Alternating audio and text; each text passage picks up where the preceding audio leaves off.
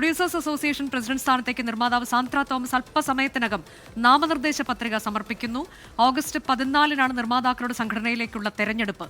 നിർമ്മാതാക്കളുടെ തുറിച്ചുനോട്ടം ഒഴിവാക്കാനാണ് പർദ്ദയിട്ട് വരുന്നത് എന്ന് സാന്ദ്ര തോമസ് പറഞ്ഞു.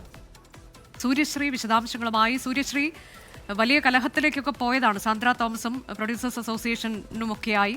ഇപ്പോൾ തെരഞ്ഞെടുപ്പിൽ മത്സരിക്കാൻ ഒരുങ്ങുമ്പോൾ അവർ എന്താണ് ഉദ്ദേശിക്കുന്നത്? അവർ എന്ത് നിലപാടാണ് വ്യക്തമാക്കിയത്?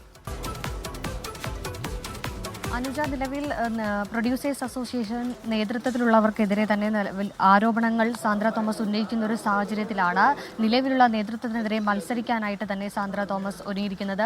ഓഗസ്റ്റ് 14-നാണ് നിലവിൽ പ്രൊഡ്യൂസേഴ്സ് അസോസിയേഷന്റെ തിരഞ്ഞെടുപ്പ് നടക്കുന്നത്.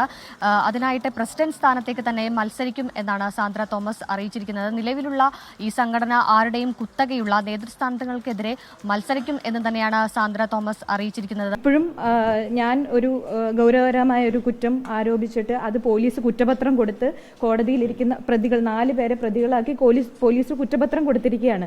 എന്നിട്ട് പോലും അവരിവിടെ ഭരണാധികാരികളായി തുടരുകയും മാത്രവുമല്ല അടുത്ത ടേമിലേക്ക് ഇവർ തന്നെ പ്രസിഡന്റും സെക്രട്ടറിയും ഒക്കെ ആയിട്ട് മത്സരിക്കുകയും ചെയ്യുകയാണ്. അപ്പോൾ എൻ്റെ പ്രതിഷേധത്തിൻ്റെ ഭാഗവും കൂടി ആയിട്ടാണ് ഞാനിത് ഈ വസ്ത്രം ധരിച്ചിരിക്കുന്നത്. കൂടാതെ ഈ അസോസിയേഷനിൽ ഇപ്പോഴത്തെ ഭാരവാഹികളിരിക്കുന്ന ഈ അസോസിയേഷനിൽ വരാൻ ഏറ്റവും ഉചിതമായ വസ്ത്രം ഇത് തന്നെയാണെന്ന് ഞാൻ വിശ്വസിക്കുന്നു.